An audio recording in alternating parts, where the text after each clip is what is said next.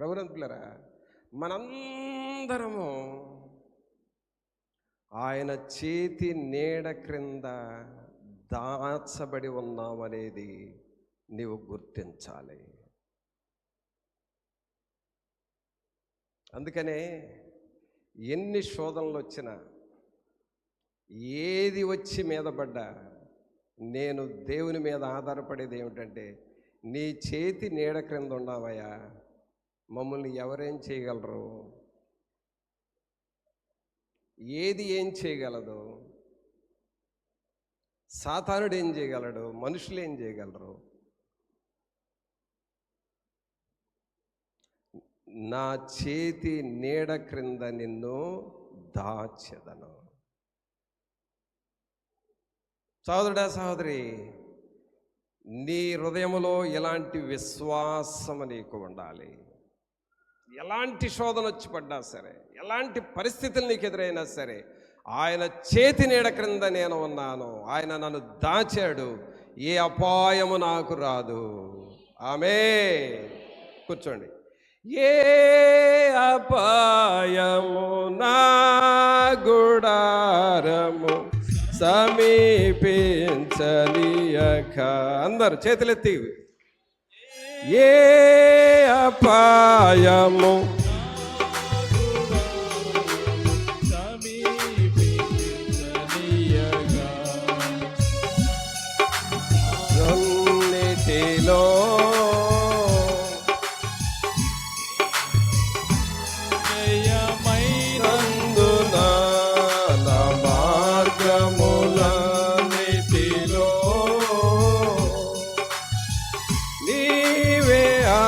శ్రేయమైనందున కృపామయుడా, నీలో నా కృపామయుడా, నీలో నివసింపజేసినందున ఇదిగో నా స్తుతుల సింహాసనం, నీలో నివసింపజేసినందున ఇదిగో నా స్తుతుల సింహాసనం, కృపామయుడా. కావున సహోదరుడా, సహోదరి, ఆయన చేతి నీడ క్రింద మనము దాచబడి ఉన్నాము అనే విశ్వాసము నీలో ఉండాలి. అందుకనే యేసుక్రీస్తు ప్రభువారు మత్తయి సువార్తలో ఒక మాట రాస్తాడు. చూడండి, మత్తయి సువార్త 23వ అధ్యాయము.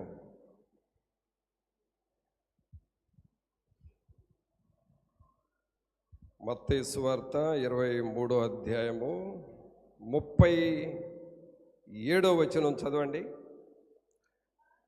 యెరూషలేమా, యెరూషలేమా, యెరూషలేమా, ప్రవక్తలను చంపుచును, నీ యొద్దకు పంపబడిన వారిని రాళ్లతో కొట్టుచును ఉండుదానా. కోడి తన పిల్లలను రెక్కల క్రిందికి ఎలాగూ చేర్చుకొనునో, అలాగే నేనును నా పిల్లలను ఎన్నో మారులు చేర్చుకొనవలనని ఉంటిని గాని మీరు వల్లకపోతిరి. గమనించండి, ఆయన చెయ్యి నీడ ఎలా ఉంటుంది అనంటే, నీవు రాళ్లతో కొట్టబడుచు, అక్కడ ఏమనుంది, రాళ్లతో కొట్టబడుచును ఉండుదానా. నిన్ను రాళ్లతో కొట్టినా సరే, సహోదరుడా, సహోదరి, మనుషులు నిన్ను మాటలు అనే రాళ్లతో కొడతా ఉంటారు, నిందలు వేస్తారు.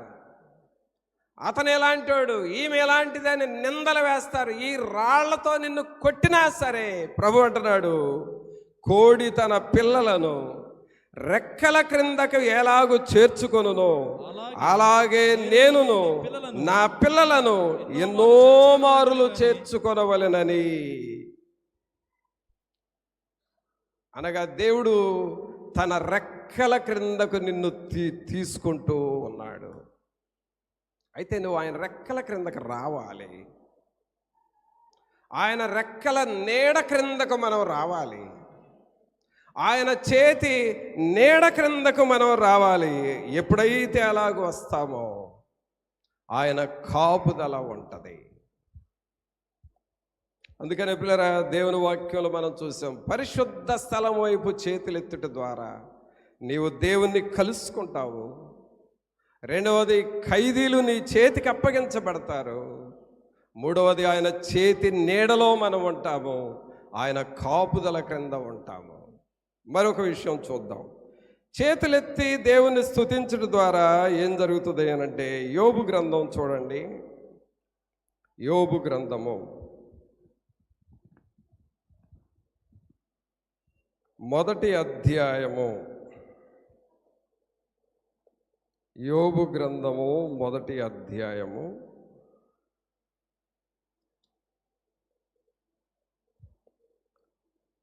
10వ వచనం చదవండి. నీవు అతనికిని అతని ఇంటి వారికిని అతనకు కలిగిన సమస్తమునకును చుట్టూ కంచె వేసితివి కదా.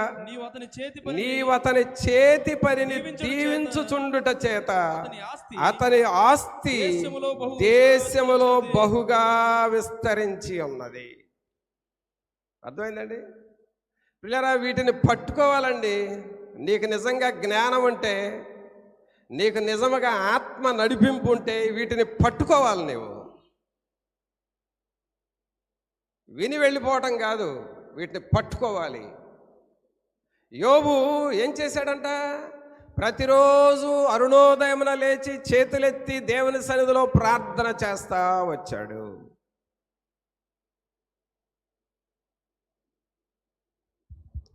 ప్రతిదినము దేవునికి మొరపెడుతున్నాడు. ఆయన కుటుంబం కోసం, ఆయన పిల్లల కోసం, ఆయన భార్య బిడ్డల కోసం, ఆయన ఆస్తిపాస్తుల కోసం ప్రార్థన చేస్తా ఉన్నాడు. సైతాన్ అంటుంది, ఆయన చుట్టూ నువ్వు కంచె వేసావు కదా.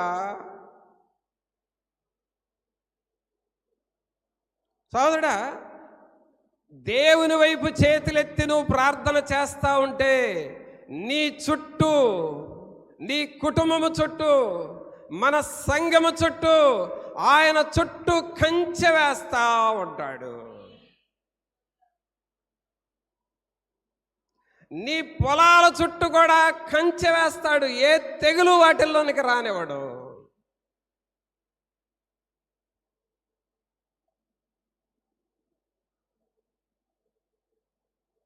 ఈ విషయము మనుషులకు అర్థమైందో లేదో కానీ సైతాను గాడికి అర్థమైంది. యోబు చుట్టూ నువ్వు కంచె వేసావు కదా అంటున్నాడు దేవునితో. రమణకులరా, దేవుని సంఘములో నువ్వు ఉన్నావు అనంటే ఆయన కాపుదల క్రింద నువ్వు ఉన్నావు, ఆయన చేతి నీడ క్రింద ఉన్నావు. ఆయన చుట్టూ కంచె వేశాడు, ఆ కంచె లోపల మనం ఉన్నాము. అందుకని ఇక్కడ ఏమంటున్నాడో చూడండి, 10వ వచనం. నీవు అతనికి అతని ఇంటి వారికి అతనికి కలిగిన సమస్తమునకును చుట్టూ కంచె వేసితివి కదా. నీవు అతని చేతి పనిని దీవించుట చేత అతని ఆస్తి దేశములో బహుగా విస్తరించెను, బహుగా విస్తరించెను. ప్రభునంతులరా, నీవు దేవుని వైపు చేతులెత్తి ప్రార్థన చేస్తున్నావంటే నీ చేతి పనిని దేవుడు దీవిస్తున్నాడని అర్థం. నువ్వు నీ చేతులతో ఏ పని చేసినా ఆ పనిని దేవుడు బహుగా దీవిస్తాడు. దేవుని ఆశీర్వాదం నీకు వస్తుంది. యోబు యొక్క ఆస్తి చుట్టూ లేక ఆయనకు కలిగి ఉన్న సమస్తము చుట్టూ ఆయన కంచె వేశాడు, కంచె వేశాడు. మరి మన జీవితంలో ఆయన వైపు నువ్వు చేతులెత్తి ప్రార్థన చేస్తావా? దేవుని సన్నిధిలో అలాగు నిన్ను నువ్వు తగ్గించుకొని ప్రార్థన చేసి, ప్రభా నా చుట్టూ మీ కంచె వేయబడేలాగా నేను చేతులెత్తి మీ వైపు చూస్తూ ఉన్నాను. నేను చేతులెత్తి గోజాడుతూ ఉన్నాను, మొరపెడతా ఉన్నాను, మీరు కృపను చూపండి అని నువ్వు అడుగుతావా? అంతేకాదు పిల్లరా, చేతులెత్తి ప్రార్థన చేయటం ద్వారా ఏం జరుగుతుంది అని అంటే 91వ కీర్తన తీయండి. 91వ కీర్తన 15వ వచనం చదవండి. అతడు నాకు మొర్ర పెట్టగా నేను అతనికి ఉత్తరం ఇచ్చేదను. శ్రమలో నేను అతనికి తోడై ఉండేదను. అతని విడిపించి అతని గొప్ప చేసేదను. అందరూ చెప్పండి ఈ మాట, అతని విడిపించి అతని గొప్ప చేసేదను. నీవు దేవుని వైపు చేతులెత్తి ఆరాధన చేయటం ద్వారా దేవుడు నిన్ను విడిపిస్తాడు, నిన్ను గొప్ప చేయటం ప్రారంభిస్తాడు.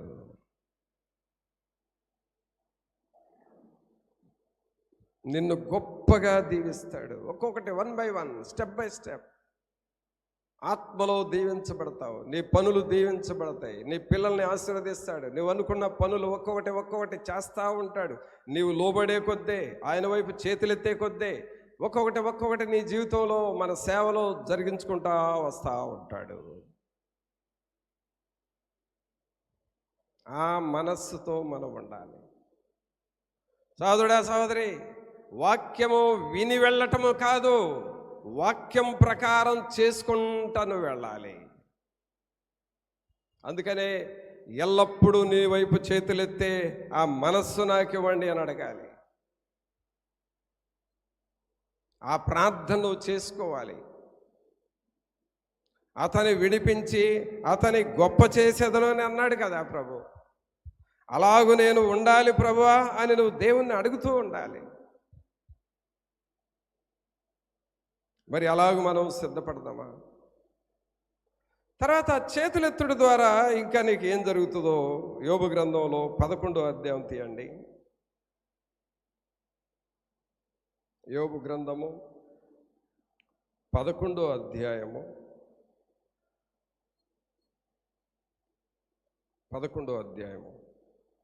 13వ వచనం చదవండి. 13, 14 వచనాలు. నీవు నీ మనస్సును తిన్నగా నిలిపిన ఎడల నీ చేతులు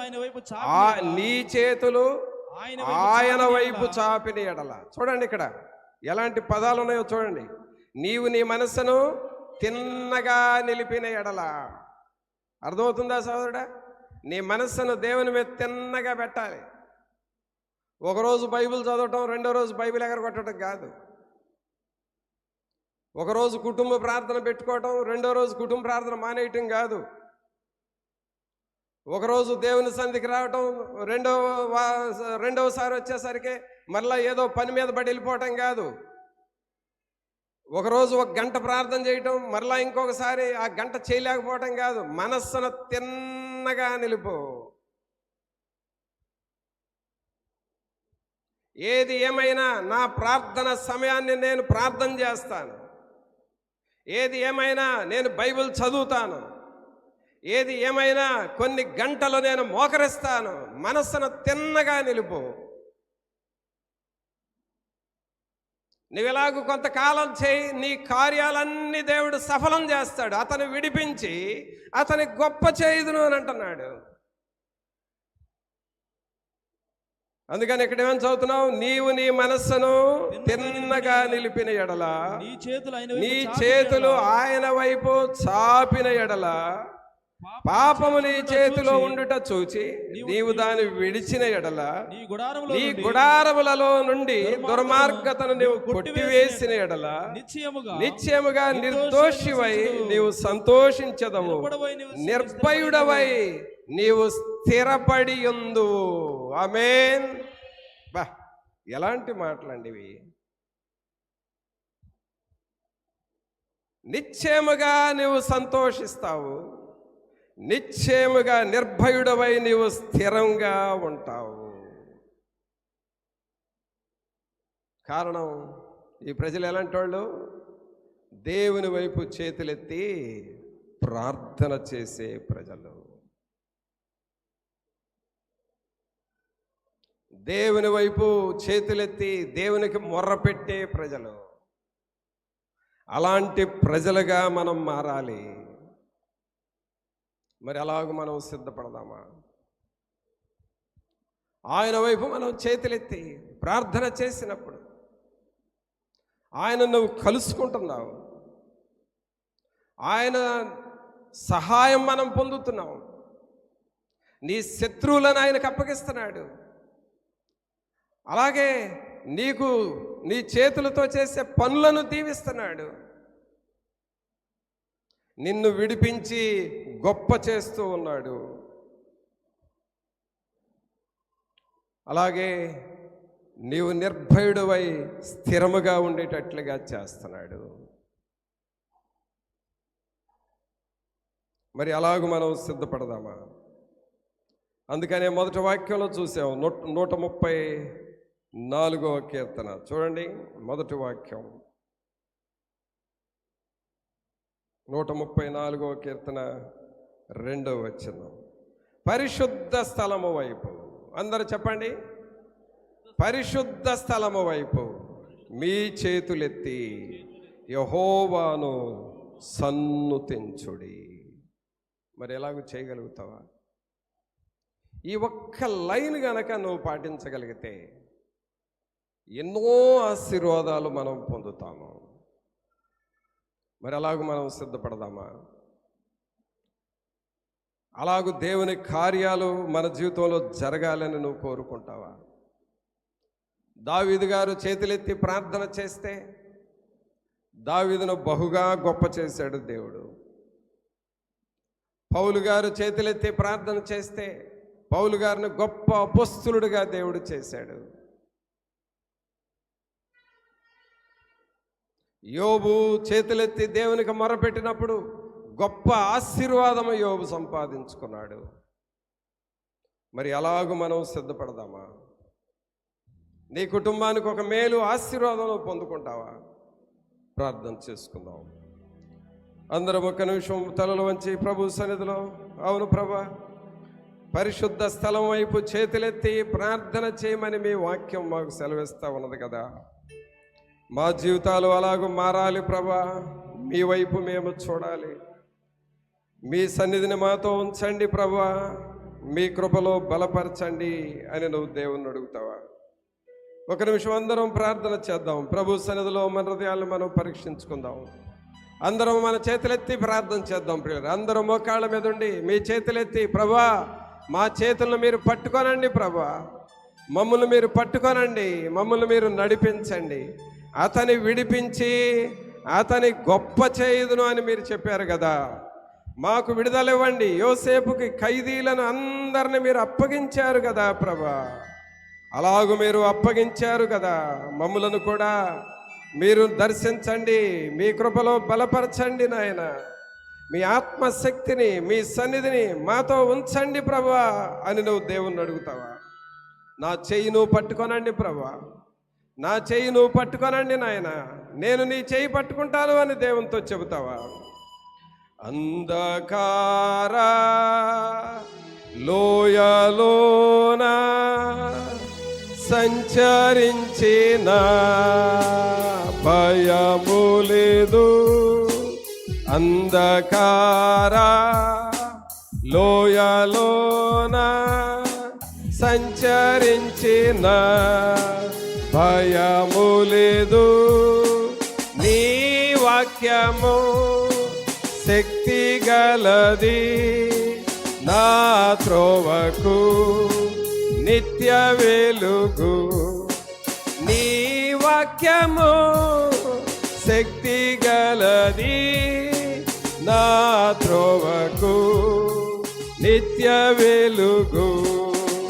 నీ చేతితో నన్ను పట్టుకో, నీ ఆత్మతో నన్ను నడుపు.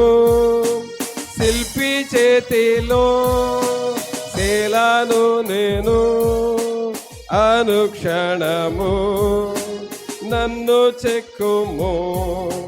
శిల్పి చేతిలో శేలాను నేను, అనుక్షణము నన్ను చెక్కుము. అనుక్షణము నన్ను చెక్కుము. అందరము అనుక్షణము నన్ను చెక్కుము, అనుక్షణము నన్ను చెక్కుము. పాపిని నేను తండ్రి, పాపాయుబిలో పడియుంటిని. ఘోర పాపిని నేను తండ్రి, పాపములో పడియుంటిని. లేవనెత్తుము, శుద్ధి చేయుము, పొందనిమ్ము నీదు ప్రేమను. లేవనెత్తుము, శుద్ధి చేయుము, పొందనిమ్ము నీదు ప్రేమను.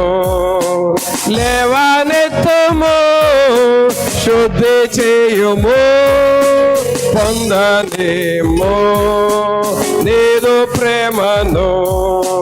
లేవనెత్తుము, శుద్ధి చేయుము, పొందనిమ్ము నీదు ప్రేమను. పొందనిమ్ము నీదు కృపను.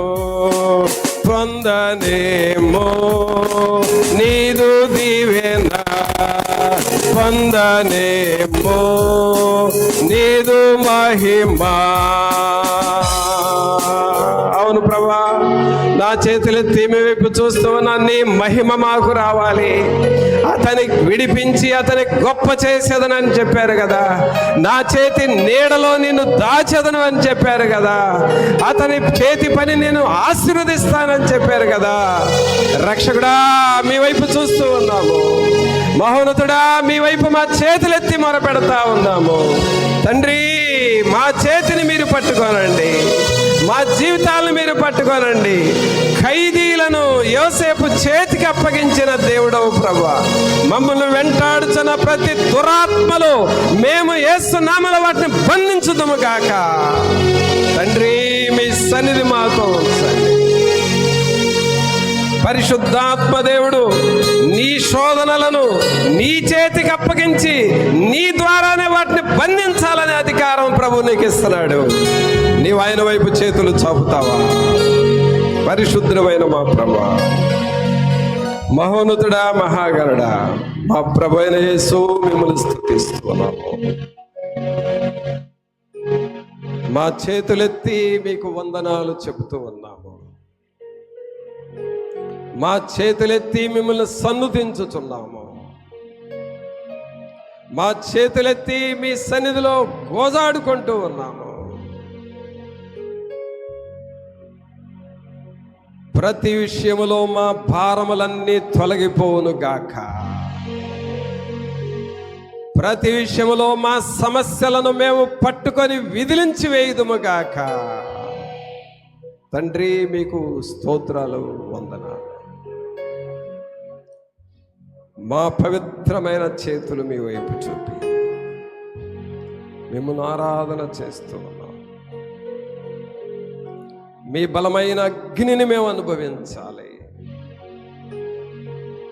వీరి హృదయాలలో ఉన్న బంధకములు యేసు నామములో ఇప్పుడే తెగిపోవాలి ప్రభువా.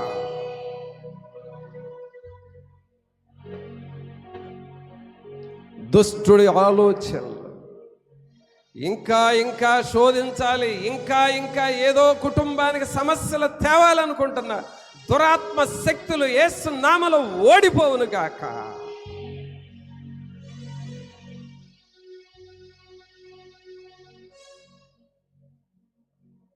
మీ సన్నిధిని మేము అనుభవిస్తూ ఉన్నాము. మీ ఆత్మను మేము అనుభవిస్తూ ఉన్నాం. మా హృదయంలో ఉన్న భారములన్నీ తీరిపోవును గాక. మనస్సులో ఉన్న ఒత్తిడులన్నీ తొలగిపోవును గాక.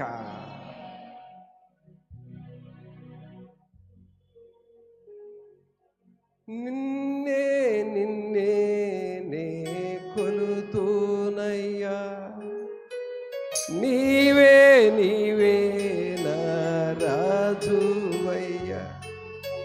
నిన్నే నిన్నే నే కొలుతునయ్యా, నీవే నీవే నా రాజువయ్యా. యేసయ్యా యేసయ్యా యేసయ్యా, కొండలలో సొగవులలో ఎడారులలో పరిశుద్ధాత్మ దేవుడు మన మీద పనిచేయును గాక. దేవుని అగ్ని మన మీద దిగును గాక.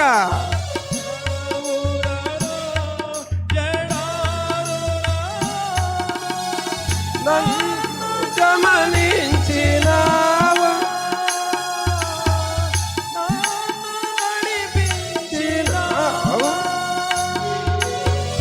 నన్ను గమనించినావా, నన్ను నడిపించినావా. యేసయ్యా యేసయ్యా యేసయ్యా యేసయ్యా, నిన్నే నిన్నే నే కొలుతునయ్యా, నీవే నీవే నా రాజువయ్యా. నిన్నే నిన్నే నే కొలుతునయ్యా, నీవే నీవే నా రాజువయ్యా. నా రాజువయ్యా నా రాజువయ్యా నా రాజువయ్యా నా రాజువయ్యా నా రాజువయ్యా.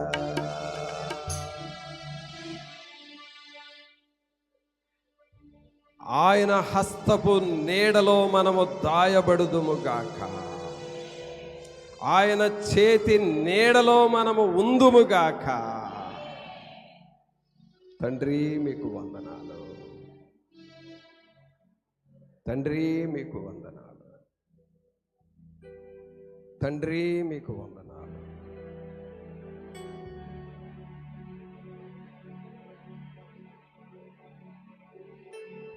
తోడేలు నోటిలోనికి వెళ్ళిన గొర్రె పిల్లలు, యేసు నామములో వాటిని మేము తిరిగి పొందుకొందుముగాక. హల్లెలూయా హల్లెలూయా హల్లెలూయా. మా యవనస్తులు ఎక్కడ తోడేలుకు దొరుకుతున్నారో, యేసు నామములో ఆ తోడేలు శక్తుల నుండి, ఆ సాతానుడు శక్తుల నుండి మా యవనస్తులను మేము పొందుకొందుముగాక. హల్లెలూయా. తండ్రి మీకు స్తోత్రాలు, పరిశుద్ధుడా మీకు వందనాలు. ఇవన్నీ జరుగులాగున మా చేతులు మీ వైపు ఎత్తి ప్రార్థిస్తూ ఉన్నాము.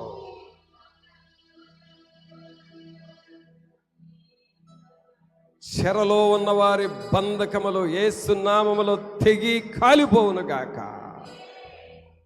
తండ్రి మిమ్మల్ని స్తుతిస్తూ ఉన్నాము. మీ సన్నిధి మాతో వచ్చి ఈ ప్రియులను మీరు బలపరిచి నడిపించి మహిమ పొందమని